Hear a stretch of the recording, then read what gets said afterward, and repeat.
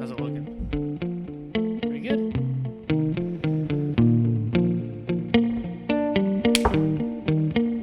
Please do. Here we go. Well executed. Hello. My name is Wes. Hey, start it a different way sometime. Okay. Hey guys. I'm Peyton. That's me. That's happens to be my name. Hi. I'm Jake. Okay. My Christian name is Peyton. My Christian name is Jacob. My Christian name is Wesley. Oof. Wow. Can you imagine? Oh, gosh. I don't know if I could handle it. Can you imagine being a Christian? Dude. And being named Wesley. Double whammy. Anyways. Hi, welcome to This Podcast Is Not For You. As we said before, we introduced all of ourselves. You don't need to hear it again. If this is your first episode, I'm Jake. Okay. Just so we you know. are talking about a specific filmmaker today. And we're talking about him because if you've listened to... Hold on. Stay with us. If you listened to our last That's exciting. episode, we talked about Dune. And we were talking about it because an adaptation is coming out soon. And it is by a filmmaker that we would all say that we are fans of in some capacity, correct? Yeah, for sure. I'm getting nods. Okay. Whatever you said, you sure. I'm not even... Yeah, sure. It's like reading Dune, you know what I'm saying? So, because he was adapting this upcoming movie, we thought we'd also talk about his films and why it's kind of interesting and exciting that he's adapting Dune. His name is Denis Villeneuve. He is a French-Canadian filmmaker. Did you look that up? I did. In the bathroom? Were you in the bathroom when you looked it up? I was. Denis 10 Villeneuve. points. This is the exclusive YouTube content. Yes. He has been working for a number of years now. He's made, let's see One, here. two, 10 three, movies, just guessing. Are those, 9. Are those all full-length, feature-length? I believe August 32nd on Earth is short. I could be wrong. Well, we'll get into his individual films here in a second. But There's 10. 2049 is part of Blade Runner. That's a good point. I don't know. 10. 1, 2, 3, 4, 5, 6, 7, 8, 9, 10. Okay, let's go. I'm We'll be broken. right back. Official YouTube. Turn this thing around. I'm broken. Oh no, don't. 1, 2, 3, 4, 5, 6, 7, 8, 9, 10. Oh no. You weren't counting Dune. It's broken. Oh, What happened? you walked past it. What does that do? It's just probably dying somehow. Oh. Same. This is the exclusive YouTube content. Hey guys. We'll be right back. Oh.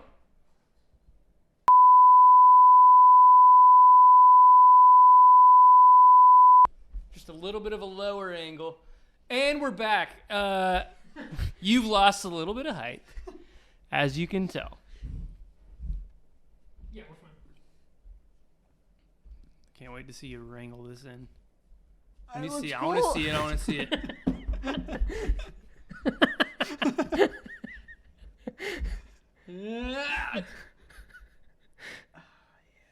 It's a little crooked, but I can adjust that later. And So he's done 10 movies for sure. Had a little bit of technical difficulties. We're back. we're back. Denis has definitely made 10 movies, and I've never said otherwise. But we are talking about him because he is a very highly acclaimed filmmaker right now. He's one of the probably most in-demand filmmakers right now. I'd put him on the same level as Chris Nolan, I think, in terms of Whoa. his level of demand from studios that want to work with him. Like, he has free reign over his movies. He has Final Cut. There's not many filmmakers working within studios that have that. Yeah. So, And I think with the blockbuster model, more and more, we're going to see less of that. And I think that's a big problem. yeah. Well, he's also given. Was that all I know. sarcastic? because I thought that was an actual point that you were making, and I agree with it. But It's like almost a shot-for-shot quote from our text conversation. okay. Anyway. Exclusive YouTube content. He's also been given writing and producing.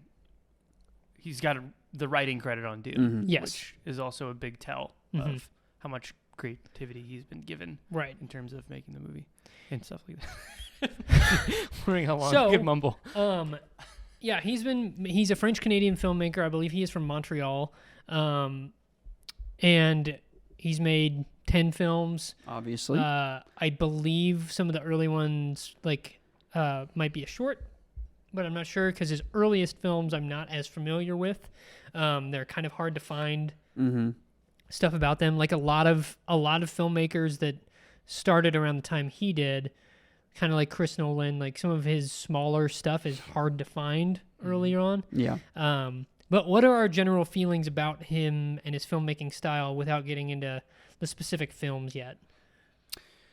In terms of the way I've viewed him is it's interesting because only being as old as we are, we haven't really been able to see a filmmaker from beginning to middle. You know what I mean? Which beginning, I mean, who's seen everyone's first film? Not very many people. You're But right. in terms of first break on the scene, in terms of American film, which was Prisoners, Mm-hmm. from it feels like to me he just keeps getting better. Yeah. That's the one thing that I would say jumps out to me when I think of him is that he just keeps making a better movie after the previous one, which is Right. good. Yeah. That's how I feel about him. Yeah. I think he's amazing. I think he's found this place in science fiction now, which is a little bit of a run that he's on 3 in a row. that I think is perfect for big movies. Mm-hmm. The spectacle, the visuals, whoever's on his team, whatever he's saying yes to, I think is Yeah. really good. Yeah, I think, and this might sound kind of hyperbolic or whatever, but it's like it feels like he is on a level of like Steve Jobs, where he can put the right people in the right places, because I think his casting is always like, Yeah. and I know that's not him, right? So that's it. You have a say in it for sure, but there's a casting credit, and that's not him. So I think he is. I will say this though, I was watching the making of Arrival, and he only wanted Amy Adams. And they were like, the studio was worried they were going to lose him as a director if they didn't get her. Amy Yeah. Adams. So yeah, that's a great point. I think it seems like to me, and this is basically Prisoners on, that the team that he builds every movie from the crew,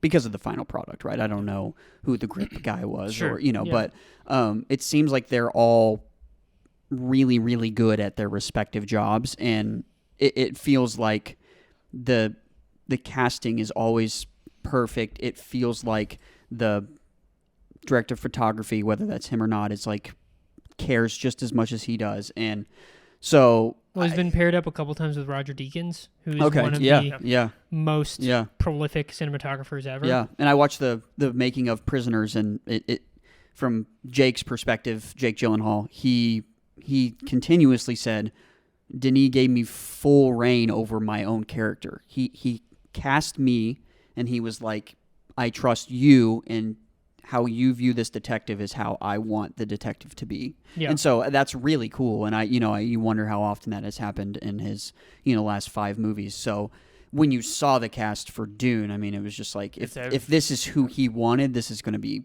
crazy. Yeah. And So- it's crazy in a way that's different than like look who's in the new Marvel movies.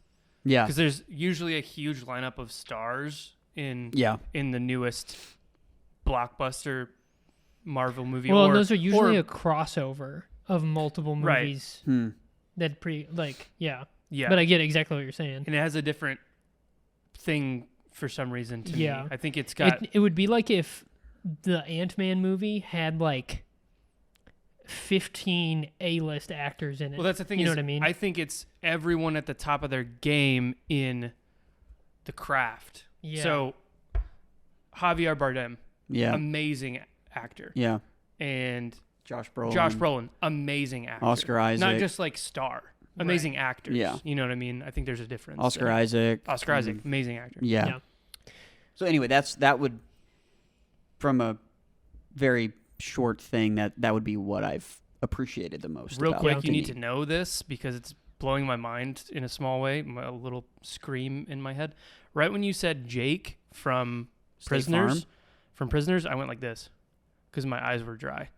And I thought that was pretty wild. That's crazy. For those that don't know, it's an inside thing Yes. with Prisoners. Watch Prisoners. Also has Paul Dano, which is a perfect casting as well. Yeah. Yeah. Yeah. What about you? I think the first movie I saw by him was Arrival, and I didn't know anything about him as a filmmaker. A buddy of mine was just like, hey, this is a really good science fiction movie. And I was like, another alien movie? I don't care. That's the correct attitude to take into an alien movie, I think. And he Unless- did something really different with it. Yeah. And something very interesting. And so I was really impressed with it.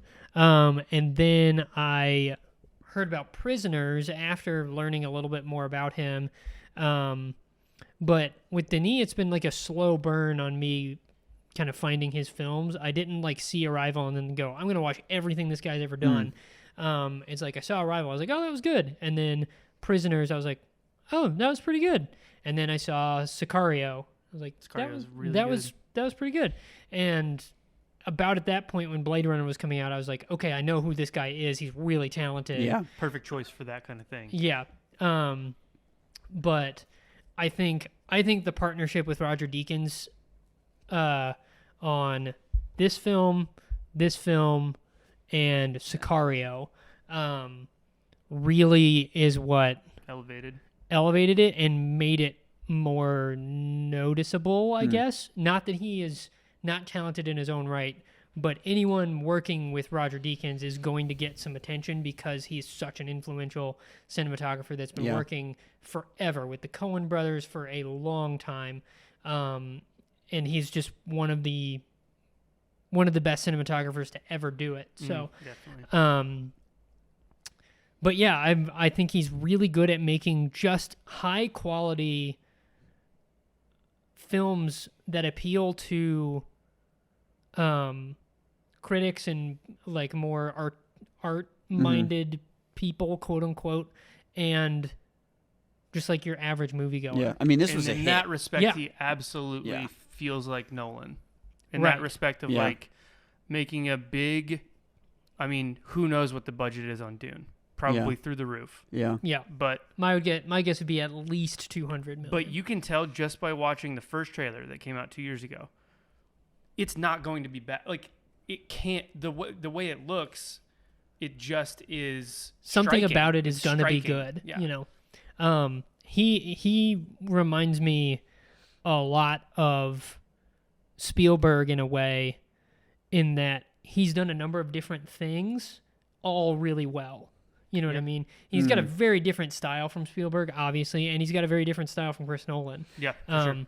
He makes very naturalistic films, I think, in terms of performances and stuff. Nothing in it's like super stylized in terms of what actors are doing, the dialogue. You know, he's not going super stylized. It's not flat per se, but it is. Like in Arrival, I noticed there's a lot of shots from behind the actors, just over their shoulder. That you don't do that.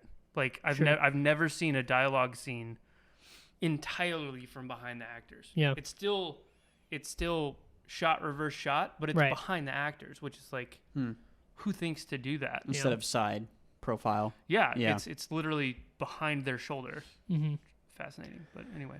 Anyways, so yeah, needless to say, he's really good, really talented, and I think he appeals to people that are cinephiles and people that are not. Yeah. I think in that respect, I think when Prisoners came out, just 2013, I saw it in theaters, so we're talking like, Because you're a big Jake Gyllenhaal fan. yeah, and we're talking like, man, anything Denis does, we see, and it's like when I saw that in the theaters, I had no idea. Like, Yeah. Because no one knew who he was at that yeah, point. and so, but even kind of what you're saying is like it appeals to everyone. It's like I knew that there was something different about this like crime thriller. Right. I was like, this is better than most Your crime Better than it thrillers. should Yes. be. Like Cop Shop. Cop Shop, fine. Mhm. It was a fun watch. Yeah. But crime thriller, suspense type thing. But this one is just a different level, and I knew immediately something was quality-wise It's like was True different about True it. Detective in certain ways. Like, Yeah. It's got something else to it. Yeah. And I think we can talk more about his specific movies in a second, but I think with these two and Sicario in particular, they're the kind of movie where if you see a trailer for it, you're like, it just kind of Yes. looks like Yes. what, but then you see it and you're like, oh, he's Yeah. really pushing it in a different way. I had zero interest in Sicario. Same. I still actually haven't seen it. I We don't. went together, right? I think we went to the theater I did not see Sicario. We in saw theaters. Oh, Sicario you didn't. 2 together. in theaters. I don't know if that's I don't know I if saw. that's what I you're- know I saw Sicario in Okay. theaters. But I'm not into drug crime movies. Like, I don't care about Breaking Bad, really. Yeah. Like, it's just not a genre that's interesting to me. It makes me feel like I need to take a shower afterwards a lot of times, which sometimes that's what filmmakers are going for. But I saw Sicario not anticipating anything and was blown away by it. Like, the filmmaking really good. is really, really good.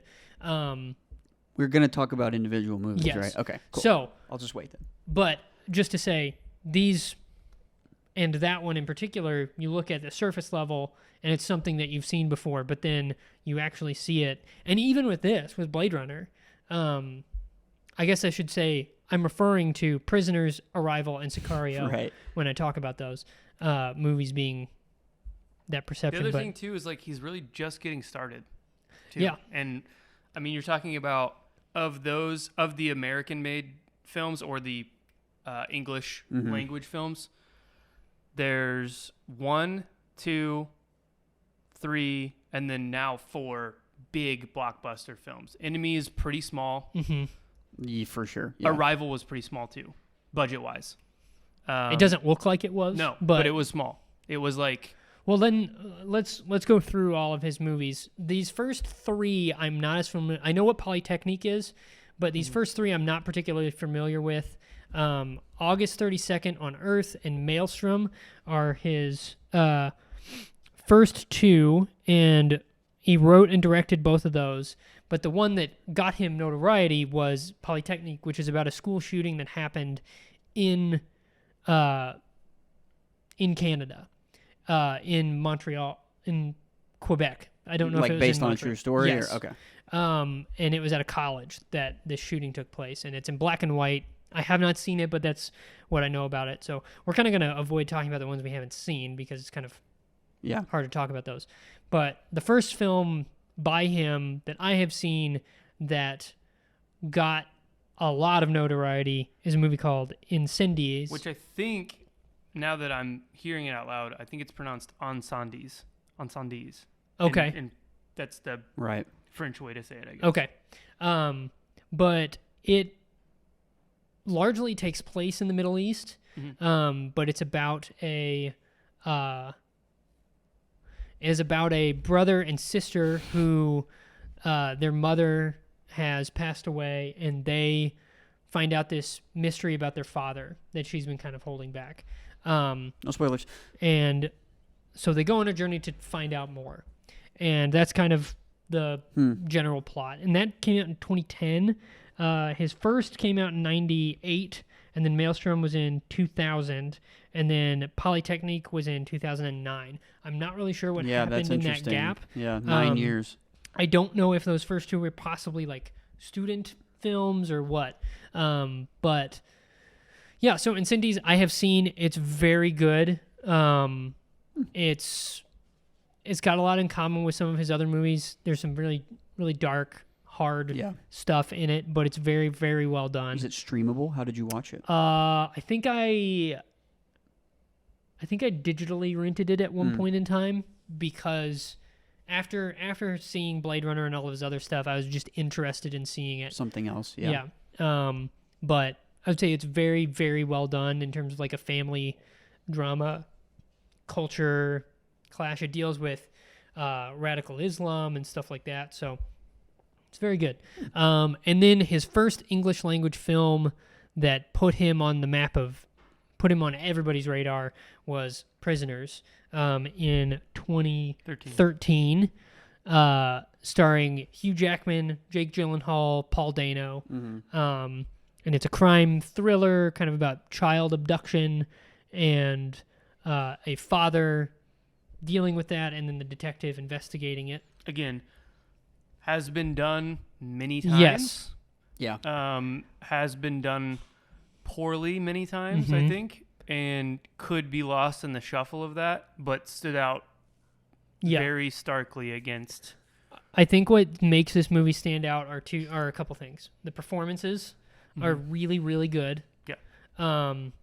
Maybe the best I've ever seen Hugh Jackman, besides Les Miserables. I would probably agree with that. I think he was also very good in Logan. Yeah, but that's that was the only other one that came to mind. It's a different kind of performance, Logan is. But he's really good in this. Jake Gyllenhaal's got a great performance in this as well. I wouldn't necessarily put it in his, that's his best performance, but it's very, very good. Interesting. And the visual aspect. This was the first time he worked with Roger Deakins, and there's some sequences in this that are just really just beautifully shot. Yeah. I think of the scene when he's driving near the end. That really beautiful. Yeah. It's a dark movie. It's intense. For sure. Yeah. It is almost completely desaturated. I meant in terms of tone, but yes, that as well. Bleak. Yeah. Fits both. Right. Which great filmmakers do. Definitely. And I think what sets apart a good filmmaker or fine filmmaker from someone that really knows what they're doing is when, like you were saying, everything locks together. He picks the right people and makes the right decisions where visually the movie is visually communicating the stuff that the plot is communicating to. Yeah. Not every filmmaker does that. Some filmmakers just here's the shot. This is what's happening. And he puts some artistry into it. There's a lot of subtle stuff going on that sets it apart, I think. Yeah, I think the guy that the weird guy in The Dark Knight, I think that's playing a. I don't know the actor's name. You know what I'm talking about? He's in it Shiv too. Thomas and Deschelmain or something. He's in it as well, and so the way that they do the way the case fits together, the crime, if you will, it's just it's sort of like a whodunit, but you care more about Hugh Jackman's character and Jake Gyllenhaal's character kind of butting heads and disagreeing on how hard he's working or what the techniques that he's using, or and so but then you also, it is an engaging mystery, so it's such a cool way to do the resolution for a story like that, and I think that's, and then the dark grittiness of it, that it almost gets to a point where you're I have to look away, not just visually, but I need to take a break. It's not one that I care to revisit very often. That's the one note that I was going to say. I think I've watched it 4 times maybe, and that's in 8 years. So, I've only watched it once. Yeah, it's but it's there's something so strange about it. It's so well done, and knowing that it's fiction, it's okay, well, I don't know. What if I thought that this guy did this to my daughter? I don't have a kid, but it's what's so great about this. Isn't Denis? I'm very brief, but it's what's so great about Nightcrawler to me is where's the line for you, and where culturally, how far are you? Where does it make you uncomfortable? Yeah. And why isn't it earlier? Type of thing, and that's what's so great about Prisoners to me. And Denis, you can tell it's the culmination of all the aspects of the movie coming together for those moments instead of just showing what's happening on screen. It's the tension that Hugh Jackman shows 4 scenes earlier that you can see. It's cracking. Yeah, for sure. So that's what's it's tolerable to a sense because of all those things, because the artfulness of the movie is so well done. I also think the ending, light spoilers, not going into any detail, but just tonally the ending makes it not the most depressing thing you've ever seen in your life. Right. A movie like this very well could go into that. And I think someone like Denis knows he can't do just unrelenting sadness the entire movie. Which I think, if I'm remembering correctly, and if we have listeners that care enough to fact check me, I'm pretty sure that's not the ending that he wanted.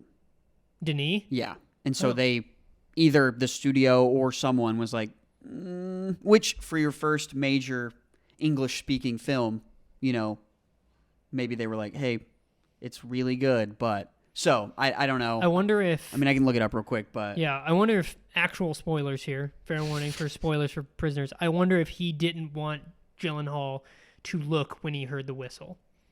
That could be it, that would be my guess. Because it's not like he shot a different ending. Yeah. Yeah. I will say, though, that scene is amazingly done. I think it's so well done. The key to it is the sound editing. Yes. You can barely hear the whistle. Mm-hmm. He did shoot 2 endings. Oh, really? Does it say what the other one was? It was too depressing and not commercial enough, Villeneuve said. Villeneuve? I remember we tested both and they came to me saying they scored equally and that maybe mine was better, so they went with mine. It was a beautiful experience. So his was the positive ending then? Or the one that ended up on screen? Yeah. That's what that quote sounds like, is that they ended up going with his ending. Yeah. The producers decided to pick whichever ending tested higher and put it in the movie. They scored equally, and that maybe mine was better, so they went with mine. Yeah. My guess would be the other ending they don't find Hugh Jackman. But anyways, so yes, Prisoners, really good. If you're into crime movies, thrillers, it's hard, but it's good.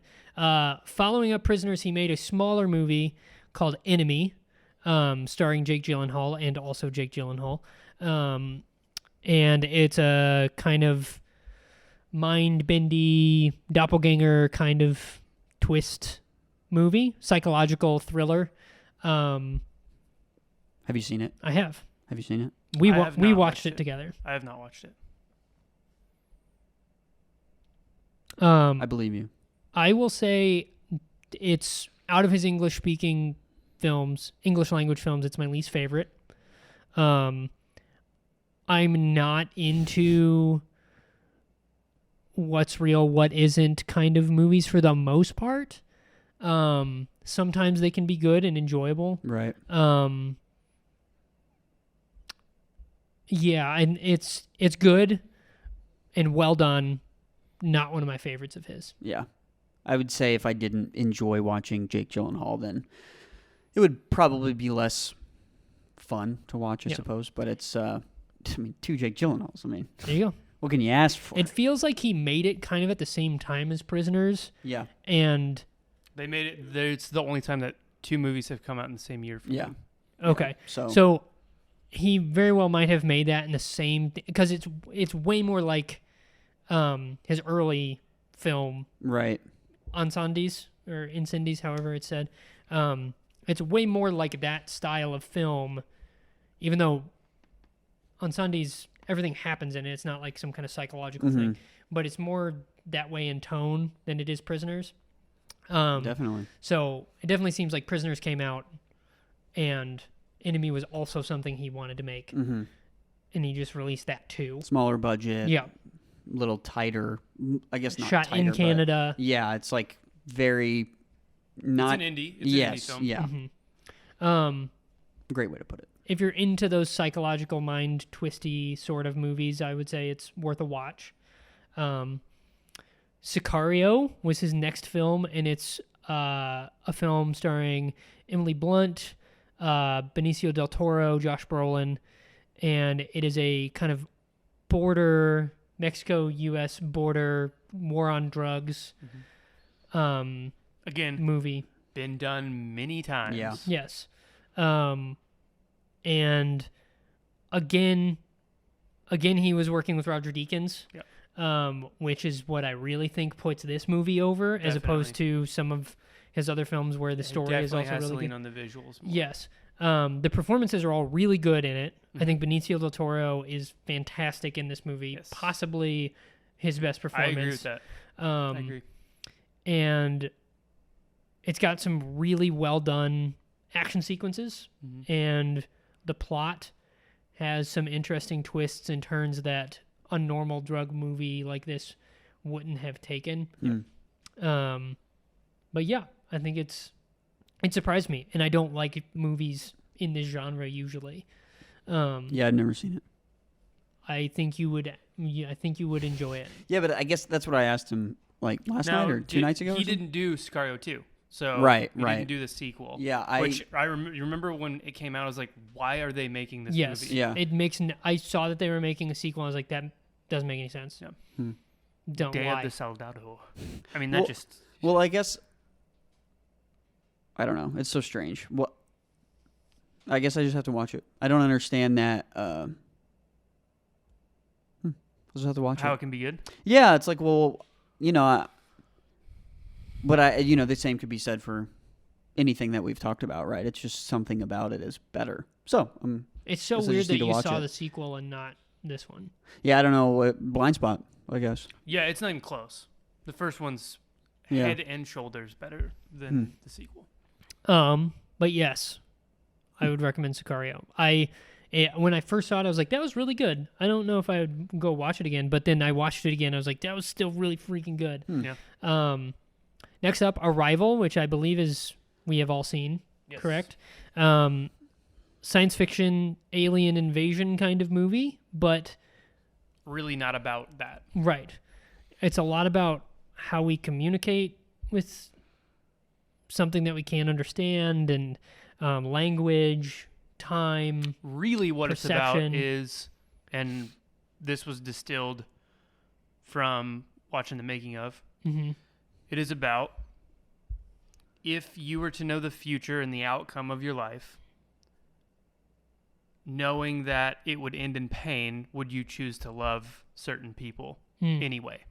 That's what the movie's about. Which is very much what the short story is more about than I guess it's more obvious in the short story version than it is the movie, because the movie has a lot of, Other stuff going on. Yeah, which is fine. But yeah. They had to flesh it out because a short story can't really Right. live in True. 2 hours. Yeah.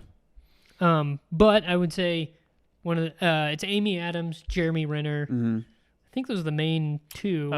Forrest Whitaker is in it. Oh, right. I think one of Amy Adams' best performances. I would put The Master I alongside think of she's it. better in The Master. This is a much more like realistic, relatable performance. She's just a lady, but not in a boring way. But yeah, I think the design of the movie's really cool. He was not working with Roger Deakins on this one, but I think the visuals were great again. I think that's another sign of a talented filmmaker, is like working with different cinematographers, and it still looks great every time. The thing that blows me away about this movie, I think it's his best achievement in filmmaking so far, is bringing to life the idea that and again, this is full spoiler territory for Hit that skip button. for Arrival. So if you haven't watched it, don't listen to this. Bringing to life and putting on screen the idea that someone can, in their past, use the knowledge that they have in the future that they're learning at the time to change something in the past. It makes no sense when you talk about it even. Yeah. But somehow it makes sense when you're watching it. I think that's He executed an amazing achievement. He executed an incredibly difficult idea Yes. very well, and yeah, in that- an understandable way. I think that in the adaptations episode, I mentioned if I hadn't seen the movie, I don't think I would have understood the short story. Like, that's how insane it is. So to be able to do something like that is, because I mean, when you watch it, you're like, I think I need to watch it again, but that's wild. Yeah. You know, so, yeah. And that's the thing for me where I was watching the movie, I was like, this is good. I'm enjoying this. That's the aspect of the movie, the twist. I mean, it is kind of a twist movie. Once you get what the thing is. Yeah. Right. Yeah. It was a twist where I was like, oh, this is elevating the movie. Yeah. And so many times twists are like, that was dumb. Yeah. That did not work. Or what?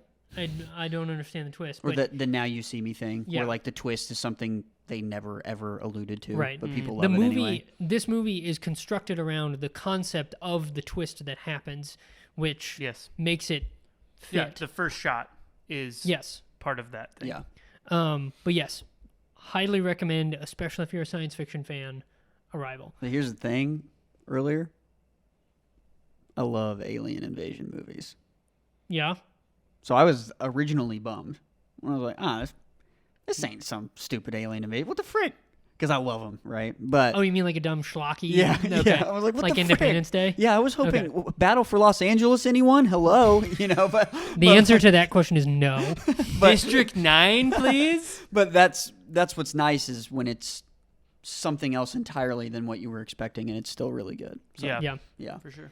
Following up Arrival, the biggest film he had made, with the exception of Dune upcoming, is Blade Runner 2049, a sequel to the 1984. Why are you here? Okay, I'm rusty. We're back. we're back. He made a sequel to Blade Runner, a cult classic film from the 80s, directed by Ridley Scott, starring Harrison Ford. It is a seminal science fiction film, highly influential in terms of like kind of a cyberpunk look. I mean, the influence of Blade Runner is felt everywhere. and always. So the idea of making a sequel to Blade Runner it's not as dumb as other sequel ideas. Like, there's enough in the world to do it, but you got to be like kind of crazy to be the director going, yeah, I can take on a sequel to one of the most influential science fiction films of all time. Yeah. I think his is so much worse than the original because there's not 7 different edits. That's what bugs me about it. And people but- weren't as miserable on the set. Right. Yeah. Yeah, Right. that's what sucks. It's like, Yeah. The story of the original Blade Runner is very interesting. Go watch. I dream of electric robots. It probably is something along Electric Sheep lines. I think it the is. title of the But the making of the original Blade Runner is very fascinating. It had a very tumultuous production, and as Jake said, there are literally 5 or 6 different edits of Blade Runner. Yeah. Just watch the final cut. But I really loved the original Blade Runner. And so I had pretty high expectations going into this one. Whoa. And So, okay, the question is, if Denis wasn't making it, would you have seen it? it depends on who was making it. Right, yeah, he definitely wouldn't have been as pumped. Right. Correct. Yeah. So at this point in the timeline, Denis' name carries weight with us as viewers. Yeah. Because I would say I probably wasn't there Well, the thing at is, Arrival either. yeah. I was probably right when Blade Runner started coming out. I was like, oh, it's the guy that did those other 3 movies Yeah. that were really good. Okay. Yeah. The other thing, the thing that lines up is the visuals. The visuals are everything about Blade Runner, in my opinion. I think you've got cool story stuff, but it is all about the visuals. The plot of the original Blade Runner is nothing to write home about, and it never Correct. was. Correct. The thing that held up over time Set was design, kind of some visuals. esoteric themes going on, and the visuals, and Harrison Ford, obviously. Harrison Ford's really good. But yeah, and I think for me, I actually like Blade Runner 2049 more than the original Blade Runner because, It can be done. and it's a people. controversial opinion. I think most. I agree with you. Okay, I think it's a better movie. I think the plot, where Blade Runner struggled, this one succeeded. And Yeah. So It- distilled down, spoilers for both Blade Runners. Hit that skip button, people. What Blade Runner original tried to do, which you could argue either way, honestly. It's super unclear, and I think that's why it's a lesser movie. Is Deckard a replicant, or is he a human? This, 2049, did that 100 times better. Yeah. Because it talks... You're much more in K's mind and memory. So that's what you don't get from original Blade Runner. Mm-hmm. And the questioning of that Which is more potent in 2049. And that's the other thing with having 5 edits of the original Blade Runner. That wasn't even the original point of the movie Blade Runner. Yeah, and Ridley Scott has the worst take on it. Everybody making the movie except Ridley Scott's like, that's the dumbest thing about Blade Runner is the ambiguity of that idea. It's like, oh, is Deckard a replicant or not? It's like, that's the least interesting part. Mm-hmm. Yeah. And they took that and made it one of the most interesting parts of 2049. And Ryan Gosling is fantastic. And they handle that ambiguity from the first movie with Harrison Ford's character perfectly. Right. They barely touch on it. They don't definitively answer it, and they don't need to because it's not relevant. Yeah. And he's actually a important character in the story, which is almost a non-existent thing in bringing old actors and roles back. You compare this with his return as Han Solo, and it's just like, this is how you do it, as opposed to that. Yeah. It's a absolute masterpiece, I think. What he pulled off in making a sequel to one of the biggest films ever amongst people that love film. It's not a widely popular movie. Right. But cinephiles and people classic, for sure. Yeah. Really love it. And he's just kind of adding really influential artists to his belt, if you will. Hans Zimmer. He worked with Hans Zimmer for the first time in this. He worked with Deakins again, which, if you're going up against one of the most be hard not to influential use someone like that. Visual films, you got to use someone like Roger Deakins. But it's pretty astounding. It's not perfect, I don't think. I think Jared Leto's character is lacking, as usual. Classic. And I actually think he did really well in this movie. I think his performance is fine. I think that plot as much line, as I hate to say that, I think that plot line is kind of dropped at the end. There's no resolution to him. Yeah. That's true. Which is fine. It doesn't cripple the movie. The heart of the movie is still resolved. But yeah, I cannot recommend Blade Runner 2049 high enough. I don't even think you need to see the original Blade Runner to enjoy this. I think there's enough information in it that you get it. Had you seen original Blade Runner? Yeah, I hadn't seen it until we watched it at Alex's house, though, as like a thing. You guys remember that? He had it like a bunch of people over, and we watched it. Yes, I remember that. I hadn't seen it until then. Okay. So yeah. Time-wise, how we doing? No idea. Is it counting that? Up at the top. YouTube exclusive. It says 1:44. So we're at 44 minutes, probably. Right? It seems about right. Sounds right. It's not an hour and 44. I can guarantee that. Yeah. But yeah, 2049, amazing movie. Now, Dune is his upcoming film, as we've talked about. But before we sort of talk about it a little bit with Dune, what would we say are our favorite? Like, what is each of our favorite film? Peyton? Ooh, my favorite. That's really tough. I would say, I think Blade Runner 2049 is my favorite. Prisoners is right after that, I think. That's my favorite, Prisoners. Yeah. I would also say Blade Runner 2049 with, I think, Sicario as my second favorite. Gotta watch it now. Yeah. It's really good. We should watch it together. I'm down. Blind spot. Get what are this you doing blind after spot this? out of the way. But yeah, those are our favorites. Dune, we're pretty excited for the adaptation. Very. I think Blade Runner 2049 proved to me that he can easily pull off something like Dune. Not only could he pull it off, I think he's the only choice Yeah. to make something like this besides someone like Christopher Nolan. With a book that's been tried so many times and failed so many times. Yeah. And a book that is very beloved by the people that love it. And a book that's pretty hard to... Yeah. Like, I would say crafting a sequel to Blade Runner is probably really hard. Now, he didn't write it. He did not True. write. That's the thing I am most excited about with Dune is he is writing this and directing it. Which, from Ansandi's back to his early stuff, he wrote, and then Prisoners to Blade Runner, he did not write. Which is why I'm so excited. I'm super curious to know at least what he kind didn't, of a writer he is. He didn't have a writing credit, at least. Right. I'm sure he had massive influence on the story. Right. But, yeah. But I think visually it's going to be incredible. The cast is great. Yep.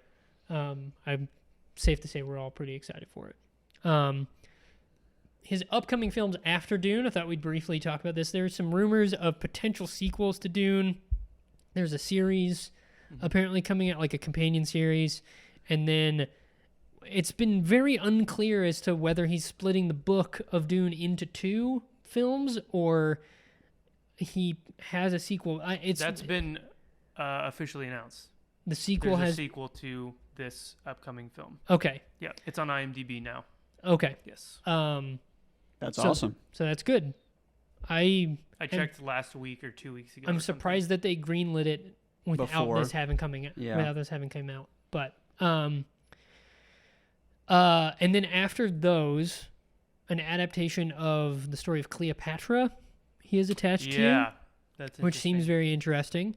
Jake won't be excited. He hates those movies. What's that? Cleopatra. She's an Egyptian queen. Why would he hate that movie? He hates medieval swords and all that kind of stuff, right? It's Egyptian though. It's a little different. I guess that's true. I loved the Mummy movies. Oh, okay. And He's on board. Scorpion King. I mean, come on. And you know that early 2003 CG, dude. Yes. Brendan Fraser. Hello. Oh, it's The Rock. Did you know Brendan? Did you know Brendan Fraser is playing Cleopatra in his new movie? No, never mind. Okay, was that a joke? Yeah. Oh. Cleopatra is a lady. Right. And Brendan Fraser is a guy. Yeah. Right. Yeah. Sure. Anyways, so he's attached to an adaptation of Cleopatra, and he is directing a series adaptation of a Norwegian novel called The Sun, which I know is on a bestseller list for a while, and I believe it's starring Jake Gyllenhaal. But yeah, that's Denis. Highly recommend pretty much every single one of his movies. Yep. He might be one of those guys, and this is kind of why we're doing the episode. You've maybe seen all of these and didn't realize it was the same director. Yeah. I feel like that's very possible. Like you said, he's done different things.